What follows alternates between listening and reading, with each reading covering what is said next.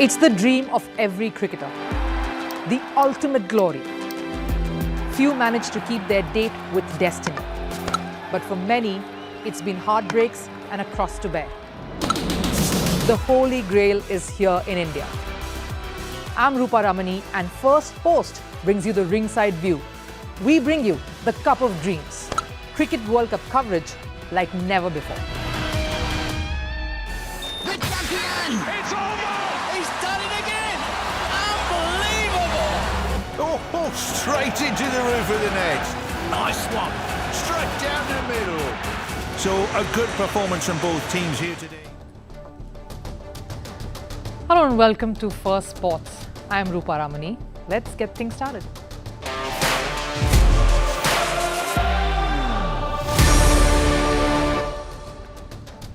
Now it's October, and usually that's when everything starts winding down. Holiday season in many parts of the world, and everyone starts slowing down a bit. Usually that's how it goes, but not this year, and definitely not in India, because the biggest cricket tournament, the OG of the sport, the ODI Cricket World Cup is here, and it's just about to kickstart.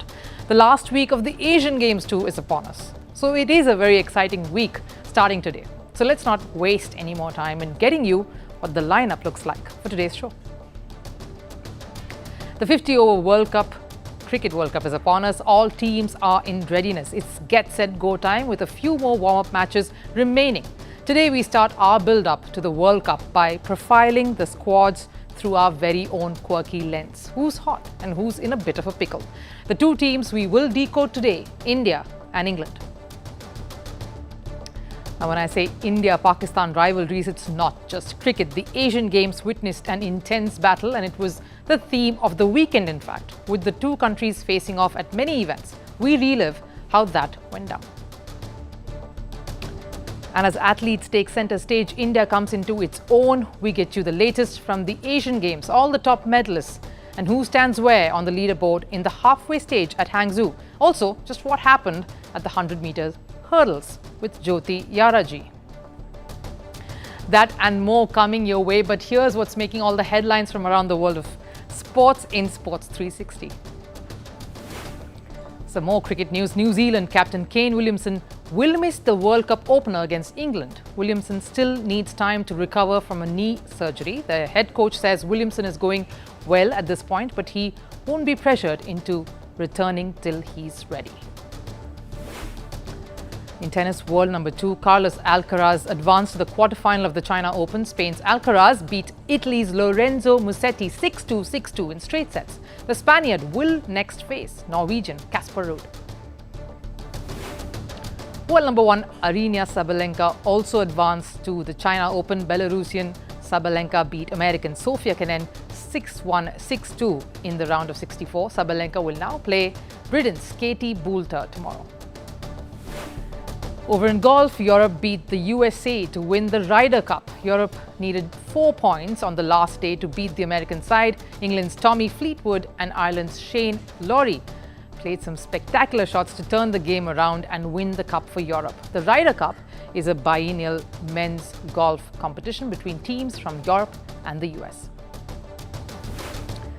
And over in football, AS Roma beat Frosinone Calcio 2-0 in a Serie A league match last night. Striker Romelu Lukaku scored the first goal for Roma in the 21st minute. Roma sealed the win with a late goal from Lorenzo Pellegrini in the second half.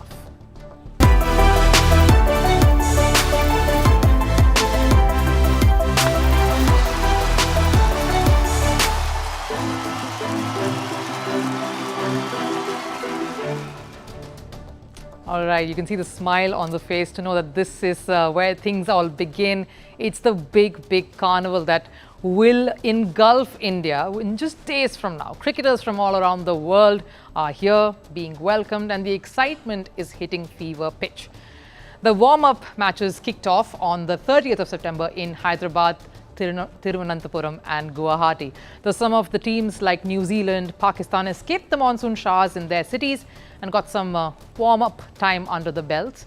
Some others like Afghanistan, India, England were not so lucky. Rains have forced no play. Teams are hoping they do get some time out under the sun before the real action starts. But for us here at Firstpost, the build-up starts today. We bring you our special coverage, the Cup of Dreams, promising intense, rigorous and passionate coverage of the World Cup and provide you different perspectives to what you're used to. A different lens of understanding the sport, the teams and the players as well. And today we start by having a look at the squads, who all have been picked. What do they look like? How do we view the strengths and weaknesses of this side? First up, let's address the elephant in the room with India, a two-time World Cup winner. They won in 1983, the most till date, the most seminal moment in not just cricketing history of the country, but the sporting history as well. Even decades down the line, 1983 will be regarded as that moment when a country realized their true potential as world beaters.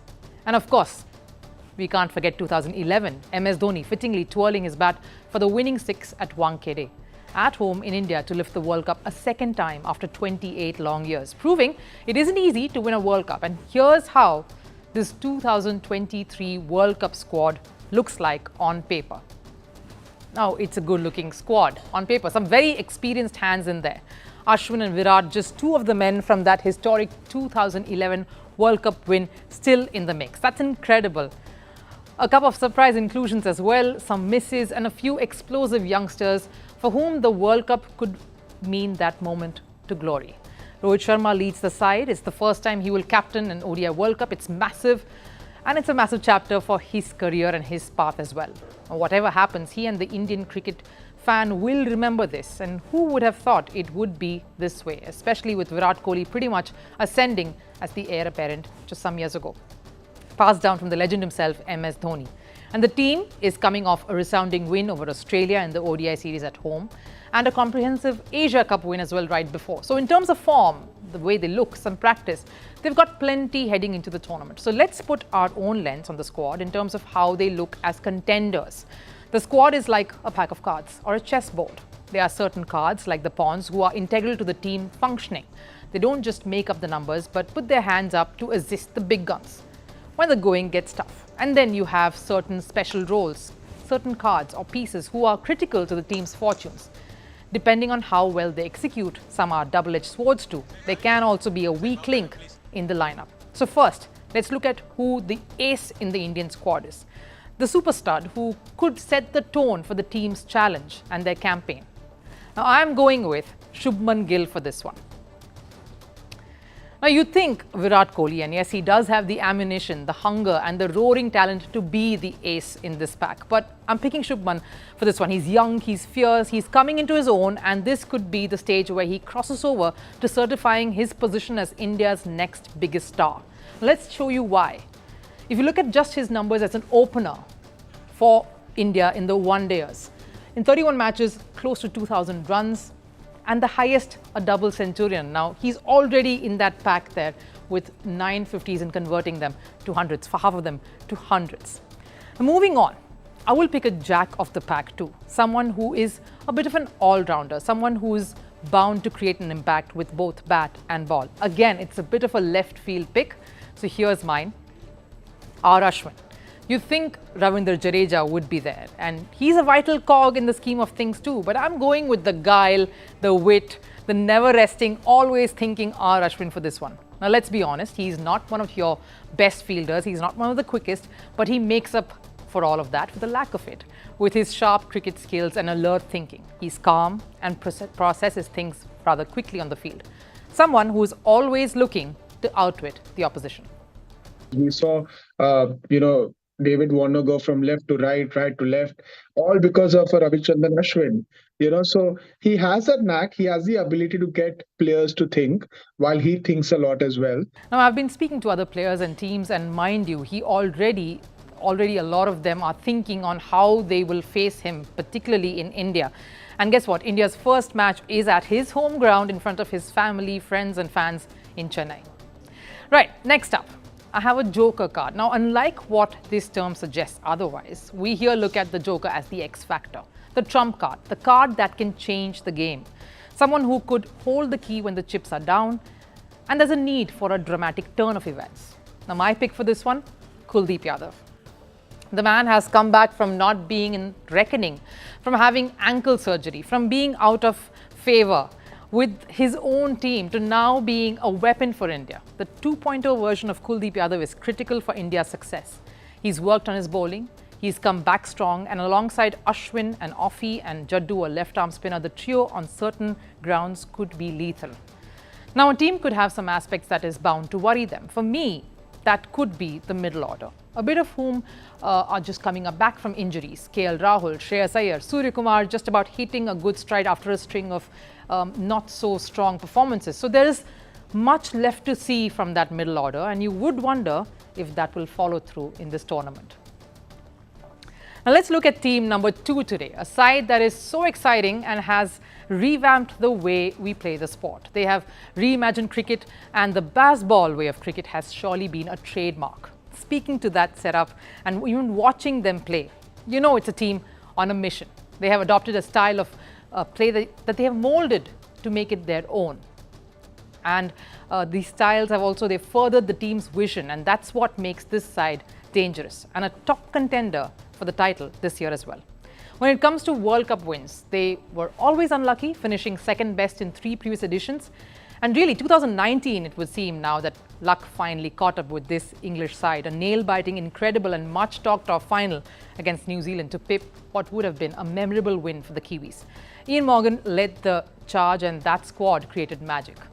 Let's look at this one, captained by another batter, a maverick batter, Jos Buttler. He's ready, explosive, has a way about him, and coupled with Baz at the helm, this team is dynamic. They look to be a complete side, just the right amount of pure batting, impact all-rounders. Now, if you just take a look at their squad, in fact, we'll get to see what I mean and how dynamic they look as a complete unit.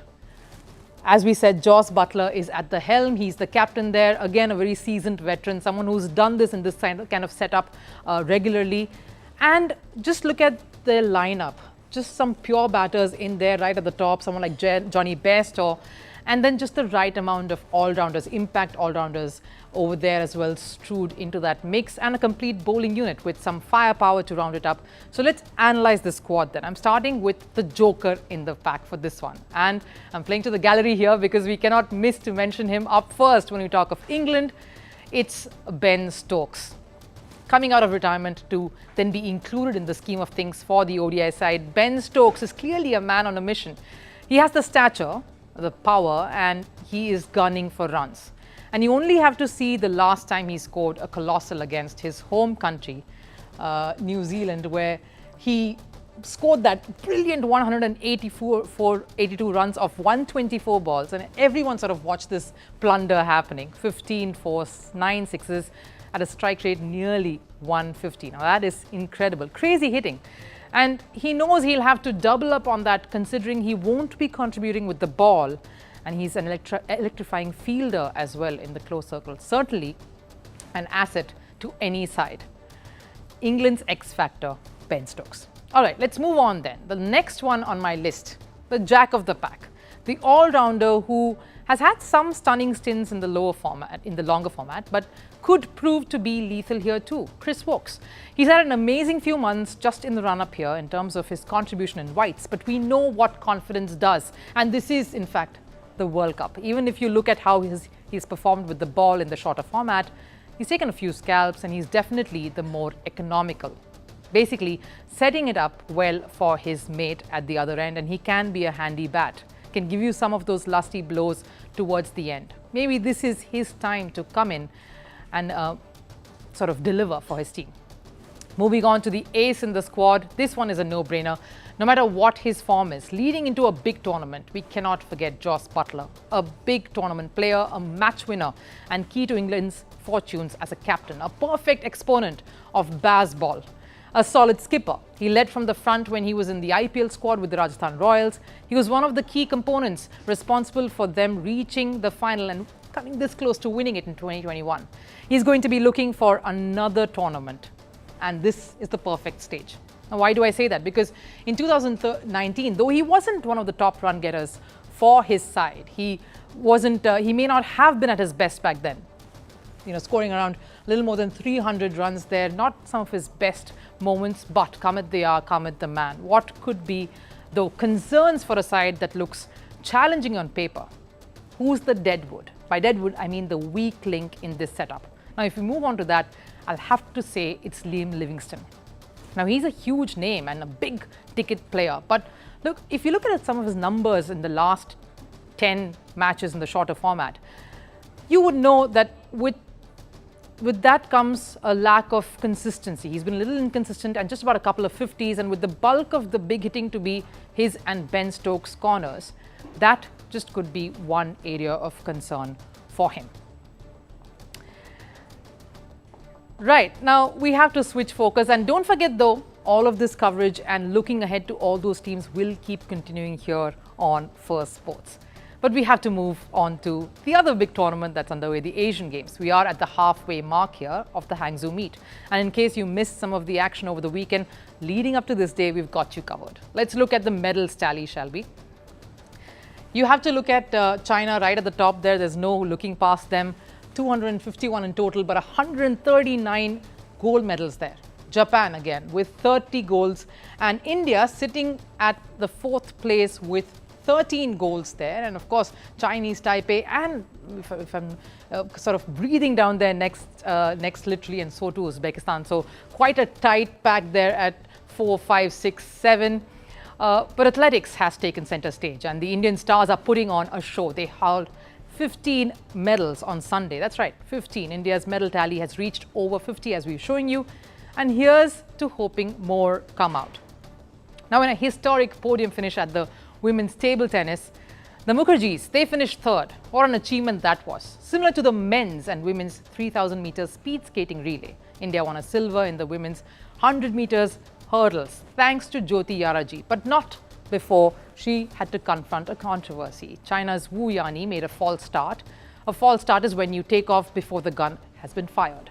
Now, Jyoti Yaraji was in the lane right next to her and on instinct started to take off right after her. Officials initially disqualified both the athletes, and then after a few discussions allowed them to participate. The race finished with Jyoti coming in the 3rd place. A lot of discussions continued after the race ended, and then Yaraji was awarded a silver. China's Wu Yani, who initially clinched silver, was disqualified as her foot had taken off before the gun shot was fired. Now, this obviously unsettled the Indian athlete. There were a lot of talks also thereafter that was made that if she had not lost a bit of her concentration because of all that happened in the lead up to the race, she might have had a better one. Let's listen in to her. She spoke after the race. This was my first Asian Games and I won a silver medal. It was a horrible experience. I just want to say that cheating should never be appreciated in any sport. I feel bad for the Chinese athlete. She too worked hard for the race. Well, no such drama over in the 3,000 meter steeplechase event. India's Avinash Sable contributed to India's gold, and what a finish that was. Now, he's the first Indian to win gold in the event at the Asian Games. Avinash was the one who began India's gold rush, in fact, in the track and field events. He finished the race within 8 minutes, 19.50 seconds. Now, broke the record that was set in the 2018 edition by Hussein Kehani. That was incredible, and what a race it turned out to be. And it kept on going. Shot putter Tajinder Pal Singh Toor defended his 2018 gold. He's only the 3rd athlete in this discipline to have successfully defended his gold. And the 3rd gold was, of course, secured by the men's trap team shooters, again making a new Asian Games record with the total points of 361. The women's trap shooters finished with a silver. And as the shooting events at Hangzhou concluded, the Indian shooting contingent came home with a total of 22 medals, 7 gold, 9 silver and 6 bronze. This is their highest ever medal haul at the Asian Games, and what an incredible performance that was. They were also felicitated by the Sports Ministry here at the capital on returning. Now, we always end up veering towards cricket when we talk about India-Pakistan, and that's what all the contests sort of end up being talked about when we mention this rivalry. But this weekend particularly witnessed a theme of India and Pakistan clashing in various disciplines at the Asian Games. Take a look at how that played out. While the Cricket World Cup is around the horizon and fans await that crucial India-Pakistan clash, here's what happened at the ongoing Asian Games when the arch rivals met again. it culminated into a thriller of sorts. From a squash gold to an intense hockey match, India has dominated at Hangzhou as far as this rivalry is concerned. In squash, India were up against Pakistan in the final. Now, India had lost to Pakistan in their group encounter, and facing the same team in the final was surely daunting. Squash, in fact, is one of those key disciplines that Pakistan shine in. And Mahesh Mangaonkar lost to Pakistan's Nasir Iqbal in straight games. The pressure was on India. But it was Saurav Ghoshal's priceless experience that set India right back on track after he dominated the second game and levelled scores. But it was the final game which went down to the wire, and it got the crowd going. It was Abhay Singh of India versus Pakistan's Noor Zaman. The first 3 games between the two ended with Noor taking a 2-1 lead. But Abhay Singh pulled off a heroic comeback in the 4th and then the decider, handing India a memorable victory. This is only the second goal for India in the squash men's team event after the 2014 edition. Meanwhile, Indian fans also witnessed some hockey hammering. In a lopsided match, Harmanpreet Singh and his team crushed the Pakistani side 10-2 in the Pool A match, marking India's biggest ever win against Pakistan in hockey. Captain Harmanpreet Singh scored 4 goals in the match. The match against Pakistan went really well. We started off really well. Our mindset was to play aggressive and convert every opportunity. The Indian men's hockey team have now qualified for the semi-finals, where they will play Bangladesh on October 2nd. Another rivalry that's making sport even more exciting is the one between Neeraj Chopra, India's star javelin thrower, and Pakistan's Arshad Nadeem. From being ferocious javelin firepowers to longtime friends, the two have backed and mutually respected each other. In the recently concluded World Championships, both took a podium spot, with Neeraj Chopra getting a gold and Arshad Nadeem winning silver. Both of them will now be in action on October 4th at the Asian Games. Well, that definitely promises to be very exciting. But that was our roundup of the Asian Games as we wrap up the show. But don't forget to keep tuning into Firstpost. With World Cup around the corner, we promise you an extensive coverage of the tournament. But before we leave, as we always do, we have a parting shot that we call the last serve. We all can see what sports persons go through on the field, but there's very little insight on what happens behind the scenes. David Beckham gives us a little peek into that, especially what went on after his infamous red card in 1998. I hadn't actually watched it, and I hadn't actually watched like the interviews and what people said about me after. So that was actually part of the toughest part of, that was probably the toughest part of the documentary, one of the toughest parts of the documentary to talk through. And it wasn't just stepping onto a football pitch, it was every time that I went out and in my car and people stopped me and spat at my window and, you know, all of those things, and then walking into a restaurant knowing that everybody in there hates you. So I knew it was bad at the time, but going over that whole thing was quite a tough one. Well, that's just a teaser of a documentary that is going to be shown on David Beckham, and that will be absolutely interesting. A lot of behind the scenes, a lot of moments to be spilled right there. But thank you so much for joining here on Firstpost and giving us this company here on the show. We hope you enjoyed our start of Cup of Dreams. We promise a lot more lined up. Thanks for watching. See you tomorrow.